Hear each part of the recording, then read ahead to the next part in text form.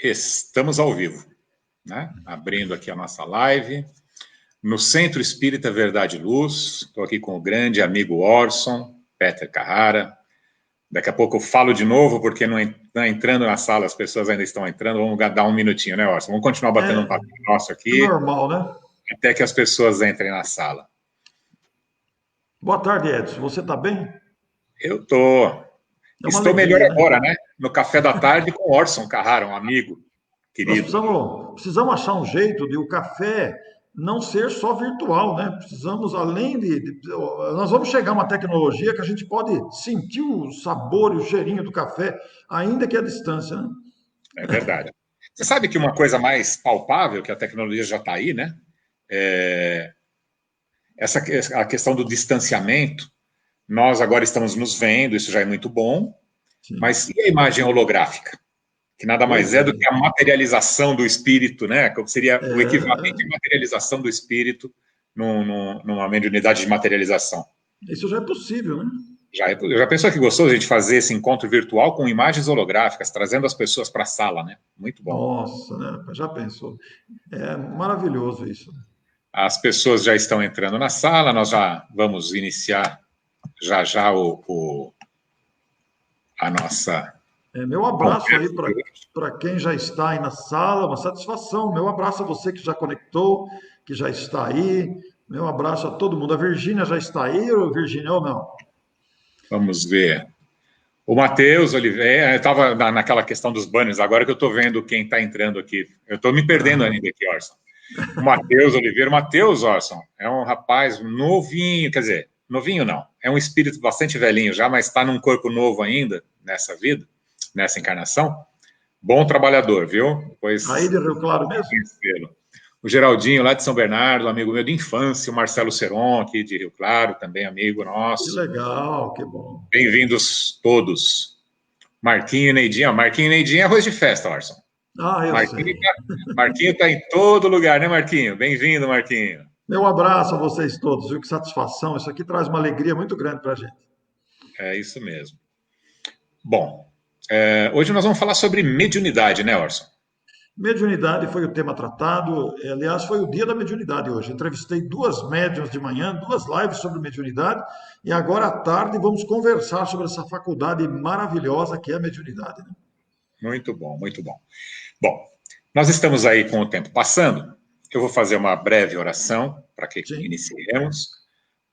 Faço a apresentação, que assim outras pessoas, quer dizer, te apresentar também é covardia, porque todo mundo te conhece já, né? Mas eu faço a apresentação mais formal. Quantos livros você escreveu, Orson? 20 livros, Edson. 20 livros? O 21 está, o 21º está quase saindo do forno, quase. Qual? Já tem título? Já pode falar? Não, ainda não tem título ainda. Mas e o tema? O tema são as questões que atormentam o movimento espírita, questões da direção de centros, a maneira como a gente se perde, a maneira como a gente se acha, as questões às vezes até difíceis de serem tratadas, são temas assim que chamam a gente à realidade da movimentação espírita. Tá bem, muito importante. Para o movimento, para o movimento. Claro. Vamos lá. Então, acerenando os nossos corações, as nossas mentes, pedindo a orientação da espiritualidade superior, do nosso Mestre Jesus, para que nos ampare nessa tarde, nos intua, nos sustente, e para que as lições que aqui sejam exaladas, sejam interiorizadas em nossa mente, em nosso coração, com o objetivo da nossa transformação, do nosso crescimento, da nossa ascensão espiritual, que é o objetivo da nossa encarnação. Que assim seja. Muito bom, senhor Orson. Qual é o nome do seu livro que trata de mediunidade? Bom, meu caro Edson, primeiro eu quero agradecer a oportunidade, saudar aqui as pessoas presentes, inclusive aquelas que verão a gravação depois, porque é uma satisfação muito grande. Você foi muito feliz na escolha do título deste encontro semanal aos sábados, no horário das palestras do Verdade e Luz aí de Rio Claro. Eu já estive muitas vezes, né? A nossa amizade com a família da Virgínia, os seus filhos, sempre foi muito constante, você também, e nos aproximamos mais agora, recentemente, o que nos dá imensa alegria. Eu quero cumprimentá-lo pela constância, pela perseverança, pela iniciativa e saudar os nossos amigos presentes. O tema mediunidade é um tema muito recorrente para todos nós, porque, de uma forma genérica, todos somos mais ou menos médiums, né? É um assunto sempre presente. E por causa disso, nós fizemos esse livro aqui, olha, Médiums, Médiums. É um livro que tem um subtítulo grande: Quem são os médiums? Onde estão? Como é que agem? E por que são médiums? Por que possuem a faculdade mediúnica? O livro está atualmente esgotado na editora. Eu tenho uma quantidade aqui comigo, né? Ele está esgotado na editora. É um livro que saiu, acho que em 2010, aproximadamente, 2012. Ele está aí com 10 anos ou 8 de circulação, mas é uma alegria, porque falar de mediunidade é falar, é ampliar as coisas. Agora eu vou confessar uma coisa para você. Depois que eu lancei, eu fui convidado a participar de uma atividade comemorativa ao centenário da Umbanda no Brasil. E eu aceito convites com o maior prazer. Eu vou também falar em terreiros de Umbanda sem nenhum preconceito. A gente não alimenta preconceito. As manifestações em torno dessa faculdade humana devem ser muito respeitadas. São estágios de trabalho, de entendimento. Eles também prestam grande serviço à população com seu empenho, com a sua fé. E eu já tinha publicado o livro, mas eu nunca tinha ido falar num terreiro de Umbanda. E depois de falar no terreiro de Umbanda, eu tive a sensação de que meu livro ficou manco, porque eu deveria ter tido essa experiência antes da publicação do livro, até para incluir capítulos ou abordagens na edição. Porque eu fiquei muito impressionado com a disposição, com a fidelidade, com a fé, com o amor ao semelhante daqueles médiuns que trabalham na Umbanda e os espíritos que ali se manifestam com um intenso desejo de auxílio ao próximo. Aquilo me impressionou muito. Depois eu tive ocasiões de ir a outros centros de Umbanda e pude constatar, né, que a mediunidade, como a gente sabe, que não é exclusividade do Espiritismo, nem tampouco invenção de Allan Kardec ou privilégio nosso, ela está presente em muitas outras manifestações religiosas que também a praticam com responsabilidade. É claro que existem determinados circuitos aí da atividade humana que desrespeitam, abusam a mediunidade. Mas não é isso que nós estamos falando. Nós estamos falando da atividade séria. Nós, os espíritas, nós dispensamos qualquer tipo de ritual ou acessório externo. A Umbanda se utiliza de acessórios externos, de rituais, mas isso não tira o mérito e o valor das ações que fazem, do uso que fazem da mediunidade em favor do próximo, a caridade praticada com desprendimento, com disposição espontânea do amor ao próximo. Então, isso foi muito marcante com este livro que eu me referi aqui. Muito bom. Olha, para quem está chegando agora na sala, e vamos ver aqui a Débora, lá de Americana. Boa tarde, Débora. Ô, Lucimar, Débora. o Sérgio Vieira Alves, a Zilda, que está aqui sempre conosco. Uma boa tarde. O Orson, né, escreveu 20 livros, o 21º está no forno. Grande amigo, querido, grande orador, grande trabalhador espírita, veio nos trazer aqui a sua compreensão sobre a mediunidade. E ele até já se adiantou, porque uma das perguntas seria, né, a mediunidade nasceu com o espiritismo? Então vamos lá, Orson. Você acaba de dizer que a mediunidade, você estava lá no centro de Umbanda e que lá eles também a praticam de uma forma muito interessante, mas nós temos a mediunidade em todos os tempos e em todos os templos, né? Então nós podemos aqui trazer, eu até fiz uma anotação, porque às vezes a gente pode confundir um pouco dos lugares com as pessoas, mas na Pérsia antiga, né, nós já tínhamos os magos, não é isso? No Egito, os sacerdotes egípcios, eles se comunicavam com o mundo do além muito, muito. Eles tinham essa noção da vida após a vida, inclusive enterravam lá, eles tinham uma noção um pouco distorcida muitas vezes, né? Não sei se os sacerdotes verdadeiros, mas eles já se comunicavam com o mundo espiritual. os oráculos e as pitonisas da Grécia Antiga, e até no Antigo Testamento. O que são os profetas do Velho Testamento? Senão médiums que já se comunicavam, já tinham a presciência, muitas vezes, e eu gostaria que você escorresse um pouquinho com o seu conhecimento a respeito dessa mediunidade histórica, digamos assim. Pois é, Edson, você trouxe informações muito importantes nessa digressão que você fez aí, citando as pitonisas, citando o Velho Egito e outras civilizações antigas, né? Onde a mediunidade sempre esteve presente. Na verdade, você pode remontar ainda mais do tempo e voltar aos tempos primitivos, quando nós vamos encontrar aqueles homens primitivos tentando manifestações, tentando comunicações com aquilo que eles consideravam os deuses, o Deus do trovão, o Deus da chuva, o Deus do céu, do sol, da lua. Então faziam várias manifestações, como danças, oferendas, como cantorias, que eram manifestações ou tentativas de comunicação com algo que eles não compreendiam, mas respeitavam. E entre eles lá haviam aqueles que se destacavam pela sabedoria, pelo conhecimento mais amplo, que tinham percepções ampliadas, né? E que eram considerados os chefes ou aqueles que eram mais respeitados. Por quê? Possuíam rudimentos desta faculdade que ela é humana, ela não é invenção do espiritismo. A mediunidade sempre existiu, desde que existe o ser humano. Os primeiros homens primitivos que aqui estiveram, embora isso não pudesse ser compreendido na época, eles não tinham nem noção do que se passava com eles, né, do que se passava com eles, mas eles tinham uma percepção do além, do divino, dessa tentativa de comunicação que eles consideravam deuses, aqueles que porventura se apresentassem à sua visão, que eles não compreendiam, fenômenos físicos que aconteciam com abundância, porque naquela época não tinha outra maneira, não tinha nenhuma comunicação desenvolvida, né? Então os fenômenos eram puramente físicos praticamente, né?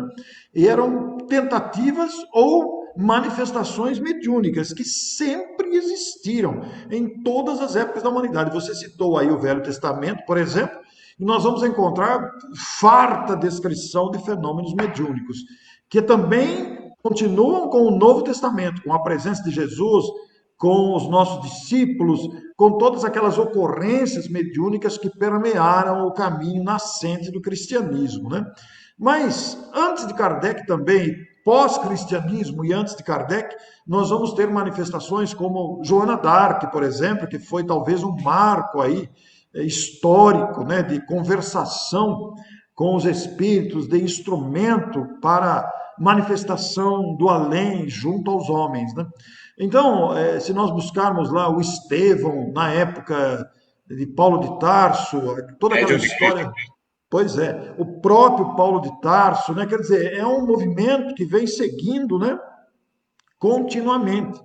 E aí surge Allan Kardec, com o advento do Espiritismo, que vai estudar os fenômenos produzidos pelos espíritos. E aí alguém perguntaria, mas que fenômenos são esses?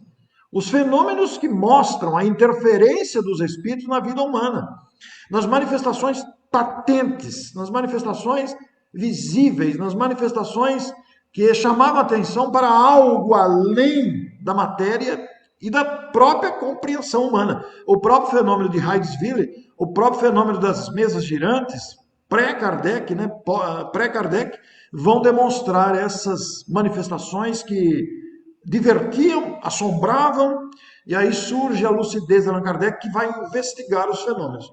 Mas a mediunidade não nasceu com o espiritismo, a mediunidade nasceu com o ser humano. Ela faz parte orgânica do ser humano. O que o espiritismo fez foi estudar a mediunidade e dar-lhe uma rota, uma orientação, porque a mediunidade é uma ferramenta humana. Se nós buscarmos lá o Evangelho segundo o Espiritismo, nós vamos encontrar, até deixei separado aqui, porque isso aqui é muito importante, no capítulo 26 do Evangelho segundo o Espiritismo, nós vamos encontrar a seguinte apreciação de Allan Kardec.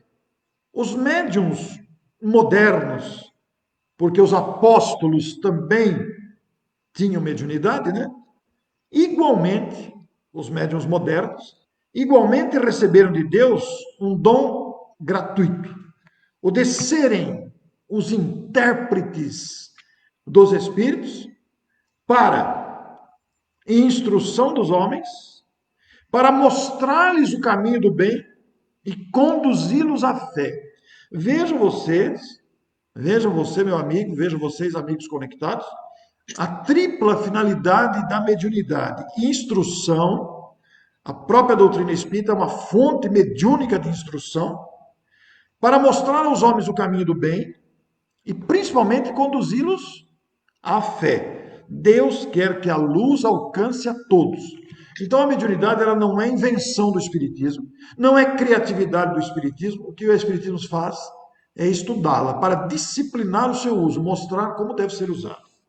Orson, você falou alguma coisa muito interessante, que é trazendo essa lição do Evangelho segundo o Espiritismo, porque isso vai explicar, inclusive, muita coisa. Voltando, né, você disse, a mediunidade nasceu junto com o ser humano, como um dos seus atributos, como tem a visão, tem a audição, e nós tínhamos a mediunidade.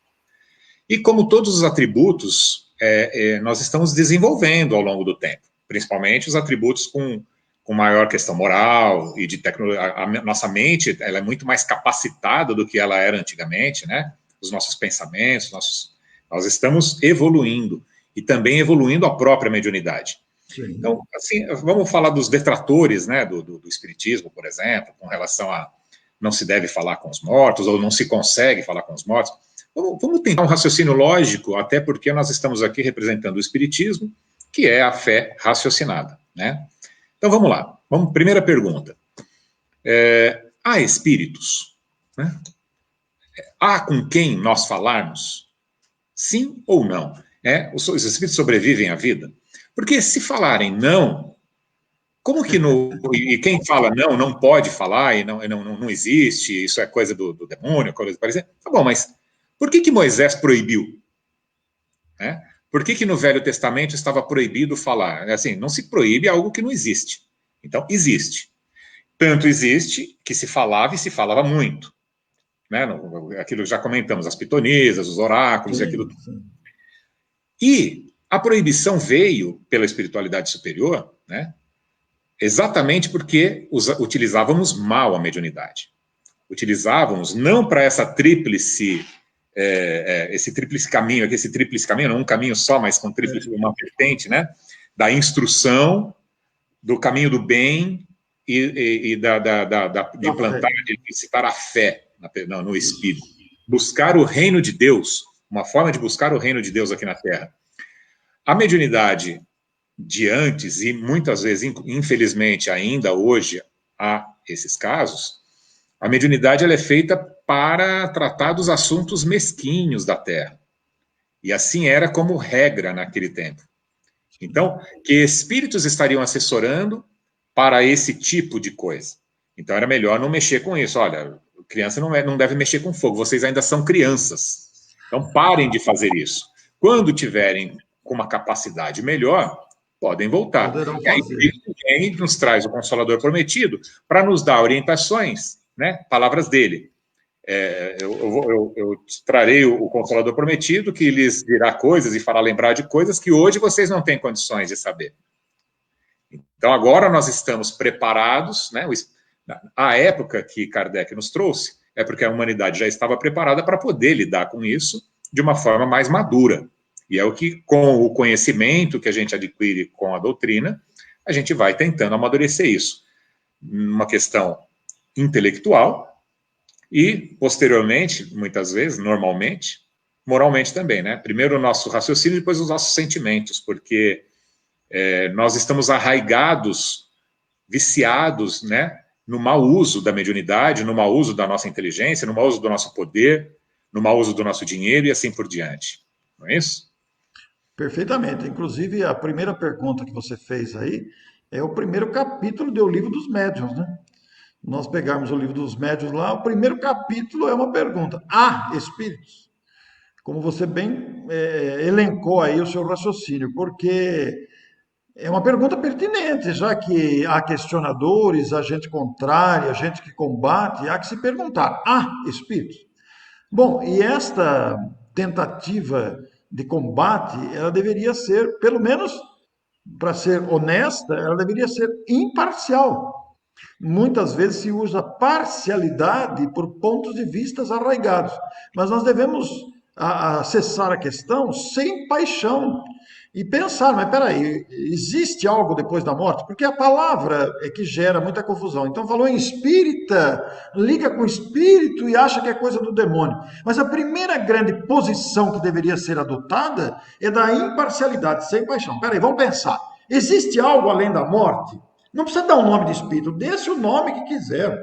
É apenas uma questão de nomenclatura. Mas se não existe, como você disse, por que que Moisés proibiu comunicação com os chamados mortos? Se existe, como é que é? A gente pode ter informação? Se existe, aonde que eles estão? Se lá onde estão, como é que é? E de lá para cá, dá para dar notícia, nós podemos acessar? É totalmente vedado, não tem nenhum tipo de abertura para isso. Então, isto, Edson, como você tão bem considerou aí na sua apreciação, abre um precedente para muitas argumentações, para muita reflexão, para muito raciocínio. Mas isso tem que ser feito sem paixão, tem que ser feito imparcialmente, para não gerar polêmicas desnecessárias, desgastes, ataques, críticas. Nós devemos analisar desapaixonadamente, sem uma pré-opinião formada, né? Sem uma opinião pré-formada. Normalmente essas opiniões pré-formadas elas estão eivadas de preconceito, são saturadas de negação gratuita. E Kardec, lá naquele capítulo do Livro dos Médiuns, Há Espíritos, faz uma apreciação notável, e ele mesmo faz com imparcialidade, caminhando pelo raciocínio que você colocou tão bem aí. E devemos lembrar que Kardec ele era católico. E era Né? cético também para com isso. Né? E a sério, ele demorou para que ele se convencesse, ele tinha um espírito bastante investigativo.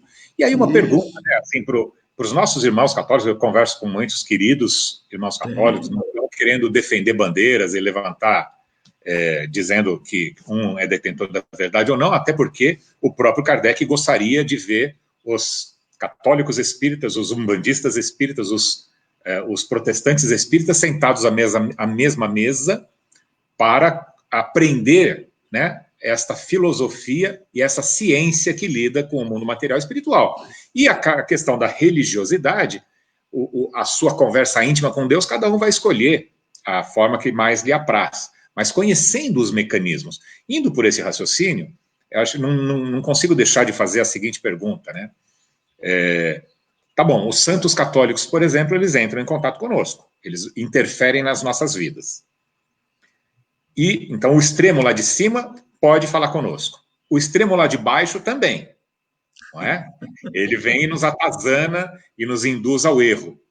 Tá, e toda essa onda vamos falar, a classe média dos espíritos, né? Porque os paupérrimos nos influenciam, os milionários de luz nos influenciam, e a classe média não nos influencia. Onde eles ficaram? Por que só os muito ruins, não, ou o muito ruim, e os muito bons interferem na nossa vida? Tá? E essa é uma pergunta que ela precisa ser explicada, né? E aí ela é explicada porque com muita naturalidade. Eu acho que aí a gente pode perguntar aqui, né? Então vamos lá. Vamos trazer até o banner para a gente. Eu pus o boa tarde da Ângela aqui. Estou mexendo com as coisas aqui, viu? Ângela, boa tarde para você também. E eu queria trazer isso aqui, ó. Um banner de mediunidade né? Nas suas palavras, mediunidade é?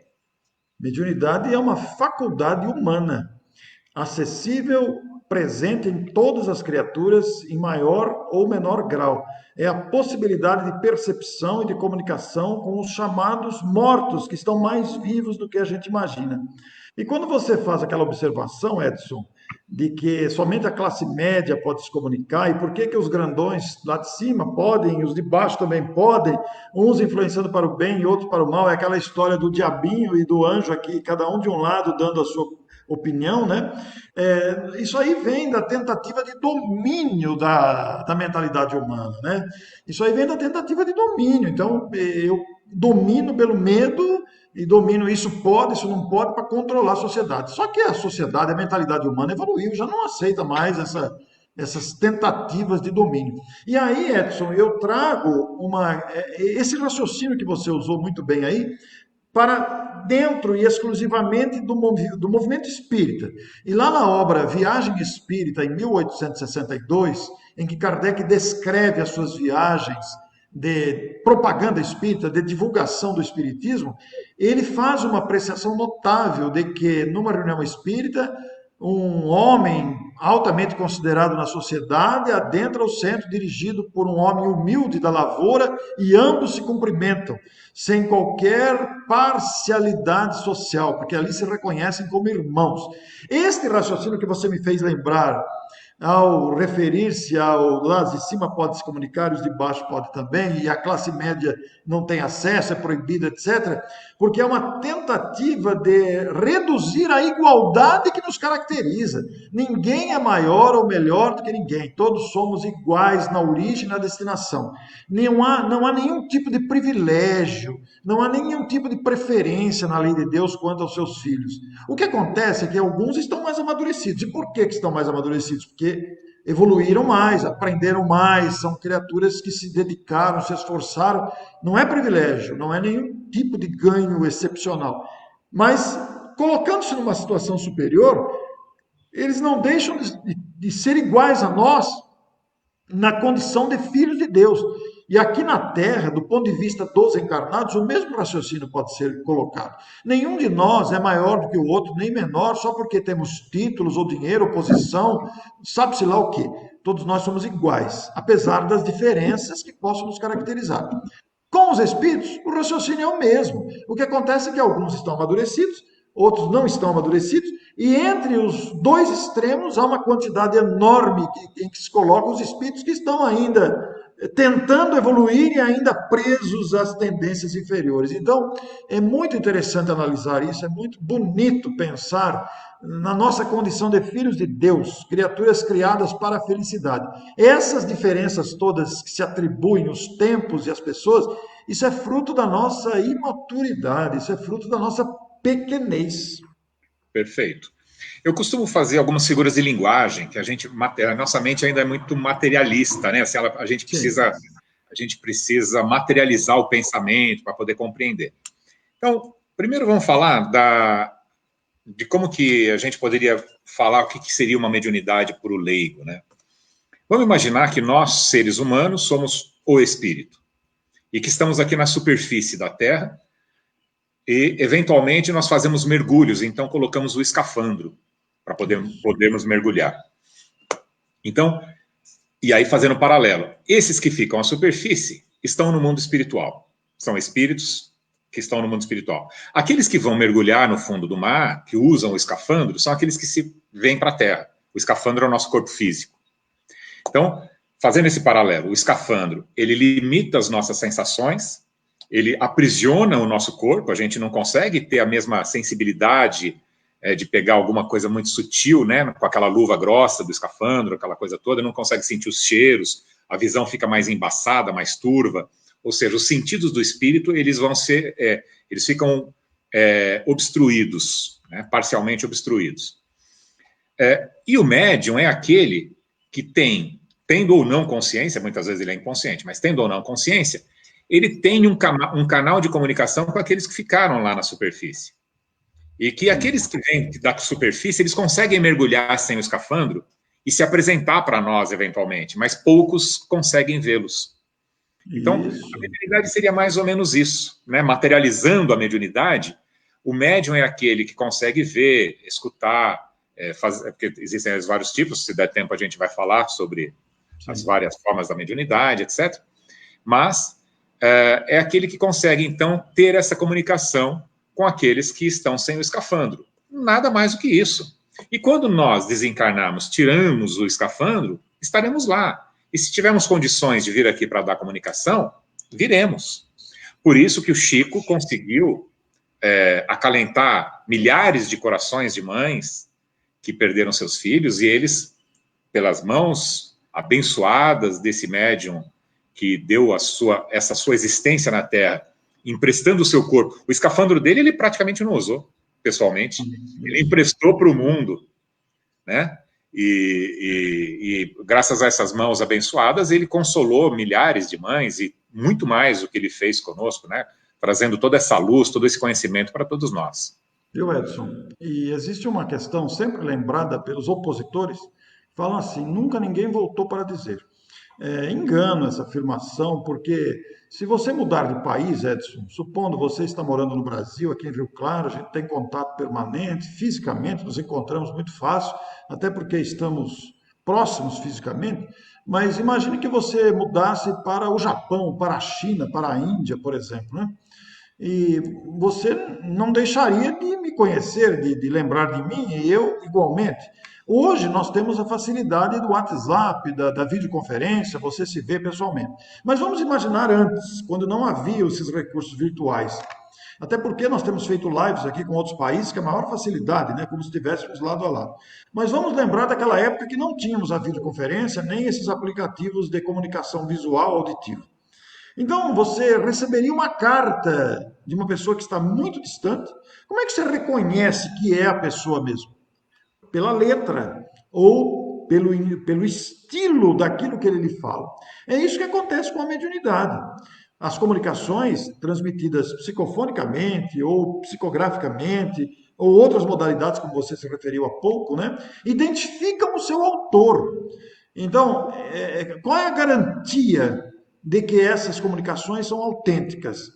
É principalmente pela observação que você faz do estilo, da característica, porque o Chico, por exemplo, para citar esse médium extraordinário, incomparável, ele foi protagonista, por exemplo, de ter assinaturas psicografadas cuja autenticidade foi comprovada pela grafoscopia, a ciência que analisa a letra, que analisa a assinatura, que é muito interessante. Eu fui bancário, eu fiz curso de grafoscopia para conferir assinatura em cheque, né? Em cheques. Naquele tempo usava muito cheque, hoje nem tanto. Mas você tem características de peso da mão, de finalização da assinatura, né? Então, a mediunidade, quando ela é fiel, quando ela é honesta, porque, diga-se de passagem, existem mediunidades que não são honestas, dentro e fora do espiritismo, por indisciplina do médium, é importante que se diga isso, porque às vezes as pessoas se iludem achando que tudo que vem dos espíritos é verdadeiro, nem sempre. É preciso abrir o olho contra isso, porque há charlatães dos dois lados da vida. Mas o que garante a autenticidade da mediunidade é exatamente essas características conhecidas de detalhes conhecidos apenas dos protagonistas, o remetente e o destinatário. Então, esses detalhes são muito importantes. E você, para se vacinar contra possíveis fraudes, seria muito interessante que você buscasse lá no Evangelho segundo o Espiritismo, ler o controle universal do ensino dos Espíritos, que está lá na introdução do Evangelho segundo o Espiritismo. Aquele trecho é preciosíssimo. Quem lê aquilo, vacina-se de fraudes.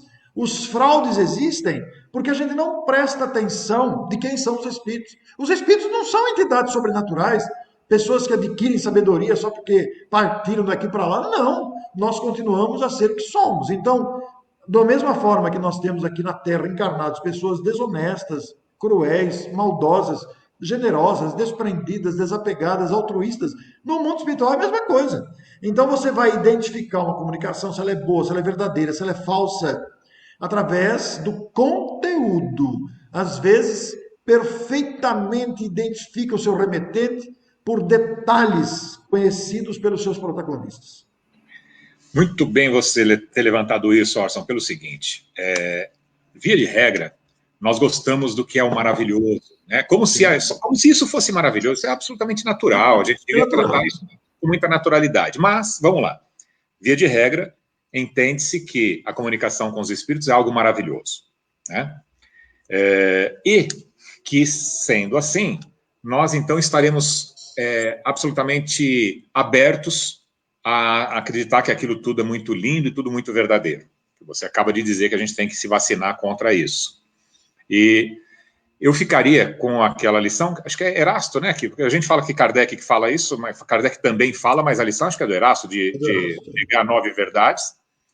Então, nós devemos negar, viu? Nós que estamos aí todos, falo para mim mesmo, falo para o Orson, porque nós somos também falíveis, né, Orson? Eu sou, não sei Sim, se você é. perfeitamente. Você é falível também? Muito falível. Aliás, Escritor, somos. orador, você é falível? Como assim? Então, somos todos falíveis. Às vezes, quando a gente baixa a guarda, a gente pode estar aí despreocupadamente, ou carentes, então precisando de uma orientação, querendo aquela orientação que não necessariamente é aquela verdadeira, e acabamos aceitando uma verdade, uma mentira como verdade. E aí Erasto vem e nos diz que é preferível negar 9 verdades do que aceitar uma mentira. Por E ele quê? vai além.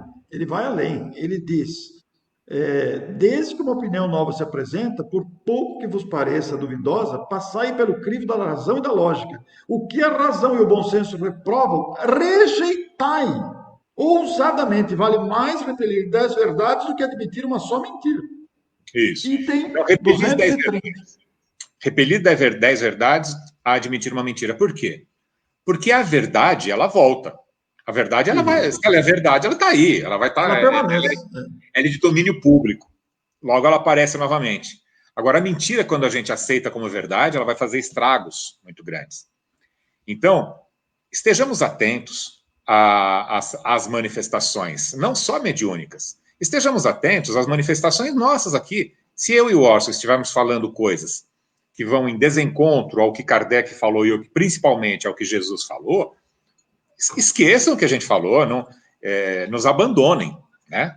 Mas, então é assim, o crivo da lógica, a fé raciocinada, aquela que consegue, por favor, você tem memória melhor que a minha? Aquela que consegue encarar a Encarar razão face a face em todas as épocas da humanidade. Quer dizer, a verdade é o que você falou, a verdade está aí, ela é o fato. Agora, toda afirmação que contrasta com o bom senso, esqueça o que é o bom senso. É muito importante, Camille Flammarion classificou Kardec como bom senso encarnado. O que é o bom senso? O bom senso é essa capacidade de você analisar criteriosamente aquilo que lhe chega de qualquer origem, espírita, mediúnica ou não, e mesmo na vida de relação familiar, profissional, social, analisar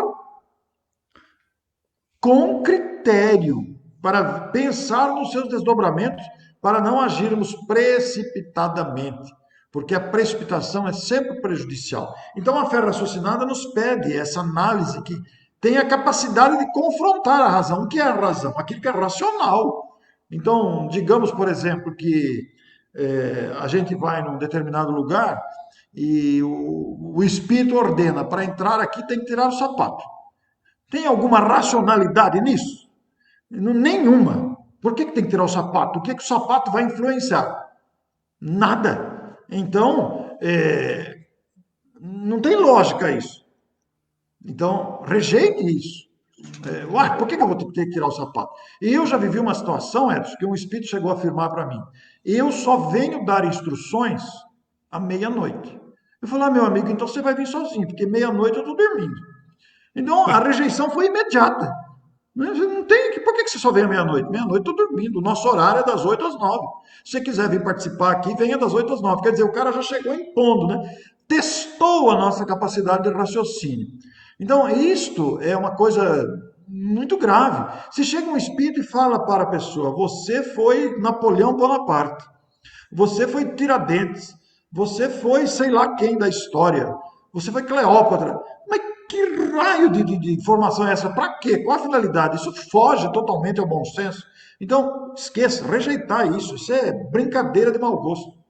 Foge ao bom senso e, nitidamente, é uma indução à vaidade e ao orgulho e assim por diante. Ou seja, ele está lá plantando a sementinha para que você escorregue. E isso, muitas vezes, e aí a gente tem que tomar muito cuidado, para os médiuns principalmente, para os trabalhadores espíritas, ou para os frequentadores que lá vão buscar ajuda, por exemplo, existem trabalhos de cura que são feitos não necessariamente por espíritos de luz. Fala, não, mas como que pode, né? São feitos. Então ele vai fazendo, porque ele tem a tecnologia, ele sabe como fazer, ele vai fazendo, o médium vai ficando vaidoso, vai se inflando de si mesmo, e depois ele escorrega Em naquela algum vaidade momento. toda, e o espírito faz aquilo de propósito, muitas vezes. Então a gente tem que tomar muito cuidado. A propósito, aqui no meio do caminho eu já vou fazer um convite para vocês que estão nos assistindo. Sábado que vem, no nosso café da tarde, nós estaremos com uma pessoa que eu não conhecia, o Orson apresentou, assisti, adorei, Fernando de Souza, isso, não é? Fernando de Souza de Itararé. Itararé.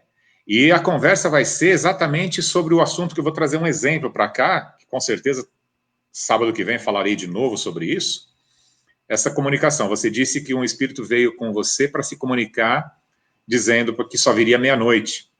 O Adilson, que está aqui nos assistindo, boa noite, Adilson, ele é o meu querido irmão, a gente trabalha juntos aí, junto com a Virgínia, há mais de 25 anos, e ele é um médium muito ostensivo.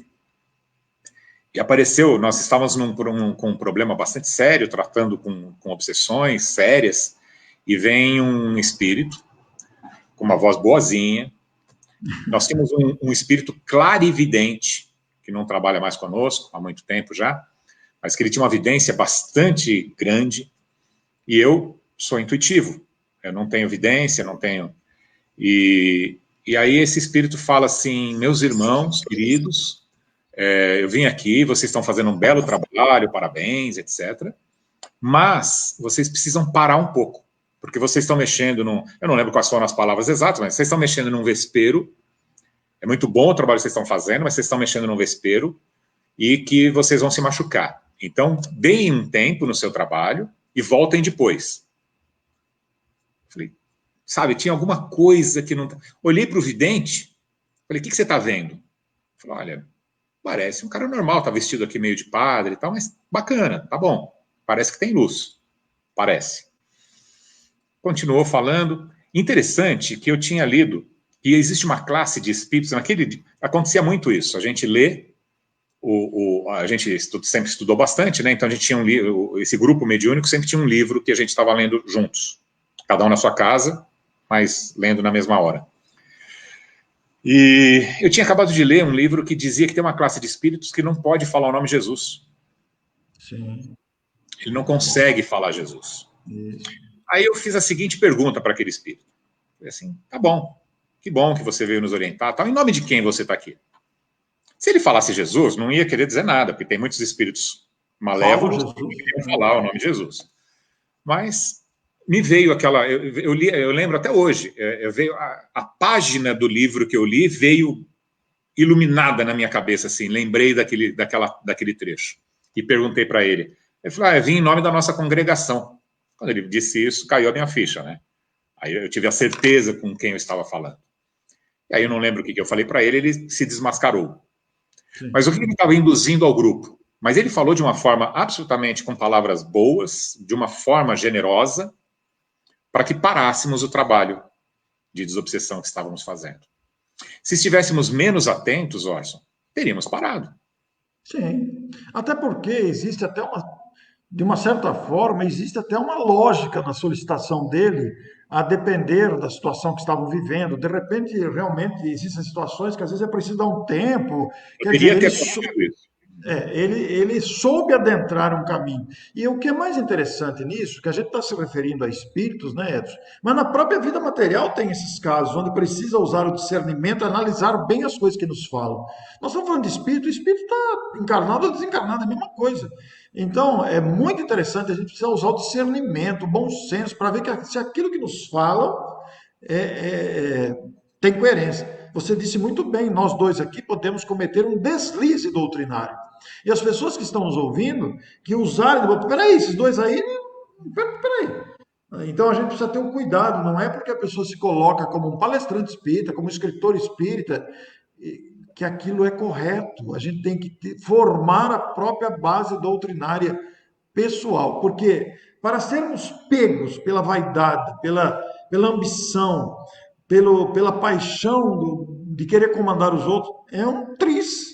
Estamos sujeitos a isso a todo instante. Então, hoje à tarde, na live que eu fiz com a Janaína, nós falamos dos pseudo-mentores, como também dos pseudo-médiums, criaturas que tentam se impor, tentam enganar a título de promoção pessoal, de vaidade, de egoísmo, né?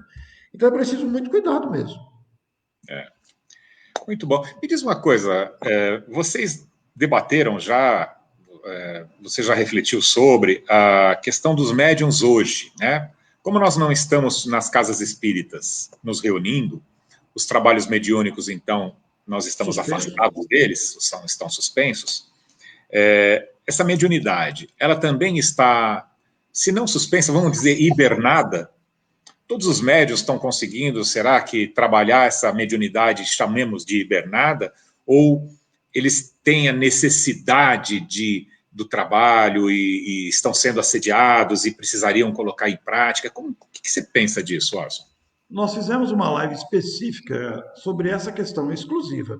Está no meu canal de YouTube lá, né? Atividades suspensas e eu, médium, como faço? Como devo agir se os centros estão com atividade suspensa? Até porque a reunião mediúnica virtual não é recomendada. Porque, primeiro, porque a casa da pessoa não é o lugar indicado, e segundo, porque imagine o esclarecedor de um lado virtualmente e o médium fica descontrolado do outro, pode até perder a conexão, derrubar o laptop, não há condições. Então, reunião mediúnica virtual, não. Mas estão fechadas as portas físicas, mas o centro espírita continua. A atividade espírita continua, a mediunidade continua, o plano espiritual não parou, é apenas a aglomeração de pessoas que parou. Por quê? Aí obedecendo ao bom senso de que sabemos que o vírus se alimenta do contato social. Então parou a atividade. Agora, os médiums não param. E não é pelo fato de não estarem sendo intermediários dos espíritos, e os espíritos benfeitores não estão bravos por causa disso, eles entendem o momento que o planeta está passando. Mas os médiums atuantes, os médiums explícitos, que têm a sua mediunidade ativa, continuam a trabalhar com as suas vibrações, com a sua prece, com a sua expansão perispiritual através do desejo de ser útil, e são utilizados, inclusive durante o desprendimento do corpo físico, mas também durante a consciência dos momentos de vibração, e os grupos devem se reunir virtualmente, não para a prática mediúnica, mas para se fortalecerem. Os médiums experientes, os médiums com mais tempo de exercício, saberão e sabem quais os recursos a serem utilizados. O grande desafio, Edson, está com os médiums novatos, que se aproximaram agora do Espiritismo, sentiram-se seguros com o Espiritismo, começaram e veio a pandemia. Aí é dever da casa espírita criar um mecanismo de auxílio a essas criaturas, justamente pelo intercâmbio aqui da videoconferência, né, para fortalecê-los, para ajudá-los. E eu penso até, Edson, que haverá casos, e já deve ter ocorrido isso, principalmente com os novatos, que ainda não sabem administrar bem a faculdade, em que o centro espírita poderá até implantar um sistema de plantão de atendimento emergencial, da mesma forma que o SAMU vai lá recolher uma pessoa que se acidentou, sofreu um infarto, etc. Vão os paramédicos, vão os enfermeiros, vai a ambulância. Por que não o centro espírita montar um sistema de plantão para atender casos emergenciais, que as pessoas não devem abusar? Não devem. E aí, tomadas todas as precauções de segurança recomendadas pelos agentes de saúde. Sem aproximação, com máscara, toda aquela coisa já conhecida. Mas não é uma coisa para se tornar rotina. É emergencial. Emergência mesmo. Porque por aqui, na videoconferência, dá para auxiliar também os médios novatos, com esclarecimentos, com preces, com orientação, sem necessidade da presença física. Muito bom. Olha, eu vou citar algumas coisas aqui, abrir um parênteses, né? A nossa conversa está tão boa, e vamos lá. Desculpa, eu não vou citar todos, que são muitas as manifestações, mas o Wagner, por exemplo, essa explicação sobre a vacinação contra a fraude foi ótima, gostei muito. Silvana, sabe as colocações do amigo Orson. O Cleus, excelente raciocínio, o espírito Erasto. A Aide falando da mentira, corre 10 anos atrás da verdade, mas a verdade alcança. É isso mesmo. É isso mesmo. Enfim. E aí o Fernando, ele nos traz aqui o assunto, né? Podemos encontrar sobre o assunto nos Mensageiros. Foi muito bom ele ter trazido isso pelo seguinte: nós, né, os médiums, eles têm que tomar, nós temos que tomar muito cuidado, porque esse atributo que, além da visão, né, se seus olhos forem motivos de escândalo, que seria desejável entrar na vida sem eles, ou seja, entrar numa nova vida sem eles, aí também estamos falando da reencarnação, mas esse atributo é também de muita responsabilidade. E nesse livro, Os Mensageiros, de André Luiz, nós temos lá vários capítulos mostrando as quedas dos médiuns, né, por N motivos. Então, recomendo a leitura, talvez não dê tempo, nós já estamos aqui há 50 minutos, infelizmente já estamos chegando ao final, porque está muito boa. É incrível, né? É incrível como passa o tempo. Passa demais, né? Quando a coisa é boa, passa logo. Alguém aqui disse que o café está no ponto. Acho que foi o Wagner. O café de hoje está perfeito, no ponto. E tem pão de queijo depois nos aguardando. Eu vi no retrato lá, tinha pão de queijo lá. Você sabe que eu mudei, né? Aquele estava muito chique, aquele café. O café o café do Fernando agora está diferente. Está o café com livros, café com a instrução. Seu café está muito chique. Café com pão de queijo quando eu trouxer a minerada aqui para falar com a gente. Verdade, Aliás, eu brinco com o Arthur, brinco com alguns mineiros, né? Porque parece que lá a pátria do Evangelho, no sentido de foi lá plantado toda a luz, como nós temos trabalhadores e médiuns exemplares em Minas, né? Não é por acaso, claro, porque quando vem uma luz como Eurípides Barçanufo, o Chico Xavier e tal, primeiro que eles não vêm sozinhos, né? É uma equipe, né? Luzes desse jeito já vêm em equipe, então eles já estão lá por perto. E o quanto eles irradiaram e iluminaram outros corações. Então, não é por acaso que Minas é um berço, né? Berço, né? É um nascedouro de tantas luzes. E aí a gente traz o pão de queijo para a conversa. Bom, Orson, eu gostaria que você falasse um pouco do seu livro. O meu livro, eu iniciei uma série, quando comecei a escrever, que foram Espíritos, foi o primeiro deles, de uma série, né? O Espíritos é meu segundo livro. O primeiro foi Causa e Casa Espírita, que, aliás, eu preciso reeditar, porque ele está precisando de uma atualização. E depois eu comecei uma série, que veio com Espíritos, quem são, onde estão, por que nos procuram. E aí o segundo da série foi exatamente o livro Médiuns, que foi seguido depois por outros, como Reencarnação, Deus, etc. Mas o livro Médiuns, o objetivo dele foi exatamente analisar as várias facetas da mediunidade, porque nós colocamos aqui uma série de análises baseando-nos e principalmente fazendo pequenas transcrições do livro dos médiuns e comentando Kardec para incentivar o estudo da obra original da codificação. E esse livro me trouxe muita felicidade, muita alegria, porque fizemos várias palestras, seminários sobre o tema médiuns, né? Então, basicamente, até pusemos no subtítulo aqui, para desmistificar o assunto, médiuns, quem são? Então, nós vamos desenvolver, quem são os médiuns? Ora, os médiuns somos nós mesmos, em diferentes estágios de amadurecimento intelectual, diferentes culturas, diferentes países, diferentes idades. Isso abre um precedente enorme de apreciação, né? Quem são os médiuns? Onde estão? Bom, estão em todos os lugares, né? Em todas as crenças, em todas as famílias, em todos os meios sociais, em todas as nacionalidades. Aliás, a pesquisa sobre médiuns em outros países é uma coisa fascinante de você ver a quantidade de ocorrências. Nós entrevistamos ontem a Arlete Mateus, de Araraquara, uma senhora de 85 anos. O pai dela era um médium de efeitos físicos. A entrevista já está lá no meu canal do YouTube, sensacional o relato que ela faz sobre a mediunidade do pai, né? Então, onde estão? Estão em todas as épocas, como você bem começou a nossa live aqui, citando várias manifestações mediúnicas na história da humanidade, né? E culminando com o recente fenômeno Chico Xavier, que é uma referência em mediunidade, e poderíamos acrescentar aí a nossa querida Ivone do Amaral Pereira, que são dois expoentes maravilhosos da mediunidade, assim como a Amália Domingos Soler, trazer o Divaldo, trazer o Raul, etc. Como agem os médiuns? Aí agem, embora seja uma faculdade orgânica, agem movidos pelo conteúdo que tem, conteúdo especialmente moral, porque a moral influi diretamente na prática mediúnica, embora a mediunidade em si independa da moral. Mas como agem? Às vezes agem estovadamente, como você citou o exemplo da vaidade que culmina em desastres. O Brasil tem um caso recente, vez por outras culminam aí esses desastres, esses precipícios morais de médiuns desprevenidos. E por que possuem a faculdade mediúnica? Então nós exploramos muito esse fato, né? Possui, como lemos lá no começo, está lá no Evangelho segundo o Espiritismo, instrução dos homens, quer dizer, a própria doutrina espírita surgiu da mediunidade. Incentivá-los à prática do bem, da caridade, já que fora da caridade não há salvação, não é fora do Espiritismo, é fora da caridade.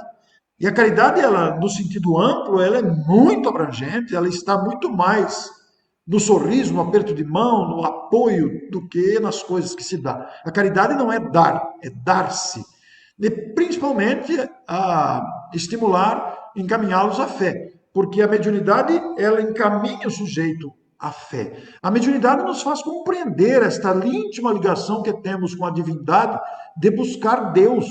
Nós não precisamos de intermediários para buscar Deus, nós somos seus filhos e podemos usar esses canais que temos para sintonizar com a proteção do alto disponível a todo instante. Inclusive existe uma musiquinha infantil muito própria que toda criança gosta, que o telefone de Deus é uma prece.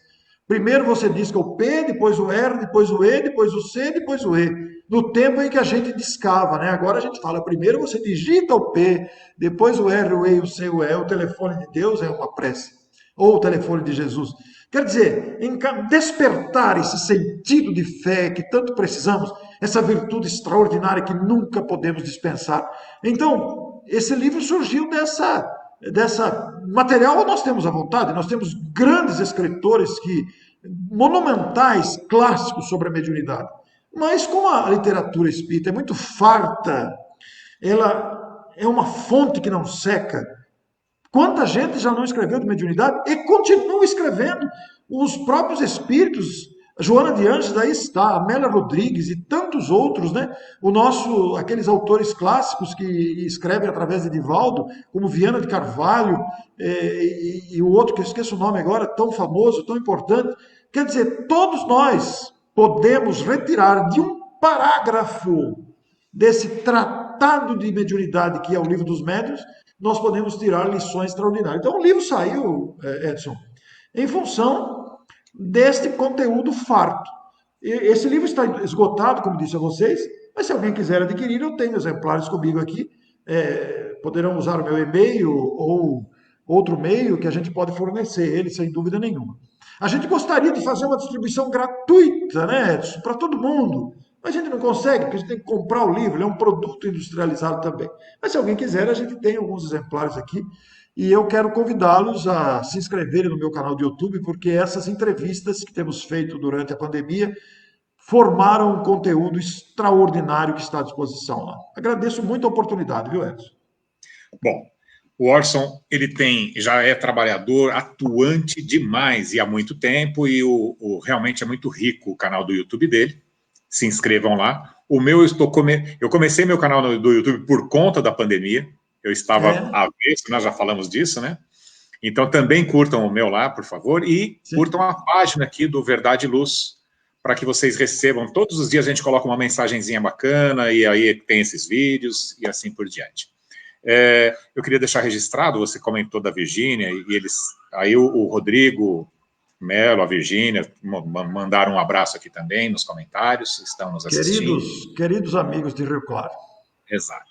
Bom, estamos chegando ao final. O Fernando, que é o nosso próximo entrevistado... o Fernando está acompanhando também? Está acompanhando também. Fernando, um abraço a você. Ele me deu uma deixa agora, Orson. Ele falou assim, que Minas é bom, inclusive, na música. Não é? É verdade. É verdade. Então, Fernando, eu vi que você também é. Aliás, eu só não fiquei com inveja, porque espírita não pode ter inveja, viu? Então, eu fui assistir alguma coisa dele, vi o quanto ele toca e canta bem. Então, você já está convidado. A nossa prece inicial do sábado que vem vai ser feita por você, pela música, porque a música também nos aproxima de Deus. O Fernando Então, é um grande amigo. Fernando, eu quero te cumprimentar. O Fernando escreveu um livro notável, Noites Inesquecíveis, de casos contados pelos espíritos nos atendimentos mediúnicos. E o Fernando, ele é muito espontâneo, é um cara bacana, sempre aberto. A gente fica muito feliz, viu, Fernando, de você estar nas lives, estar presente. Fiquei muito contente que o Edson te convidou, porque a gente precisa desta mão de obra disponível, a demanda é muito grande e nós precisamos de pessoas conscientes. Precisamos de pessoas que elevem o evangelho e falem de Kardec com naturalidade, com grandeza, porque Kardec é um tesouro. Divaldo chegou a afirmar recentemente que a doutrina espírita não é o mapa do tesouro, é o próprio tesouro. Que expressão feliz do Divaldo, eu concordo totalmente em gênero, número e grau. Que tesouro que está nas nossas mãos e temos que respeitar esse tesouro. bom, então tá aí. Vocês já estão todos convidados para o sábado que vem, para o nosso café da tarde. Agradeço imensamente, Orson, pela sua disponibilidade, a sua disposição e o seu conhecimento, trazendo aqui para nós, alimentando-nos. Né? Eu entrei com o café e você entrou com o pão espiritual. Muito obrigado, viu, Orson? Obrigado a todos que estão nos acompanhando. Uma boa noite a todos. Você pode se despedir também, que aí eu já tiro a Olha, gente. eu quero agradecer imensamente, Fernando. Aliás, Edson e Fernando também, né? Muito obrigado pela oportunidade de hoje. É uma delícia esse papo tão aberto, tão espontâneo que nos engrandece tudo. Uma boa noite de sábado para vocês. Fiquem bem e que Deus nos abençoe. Muito obrigado.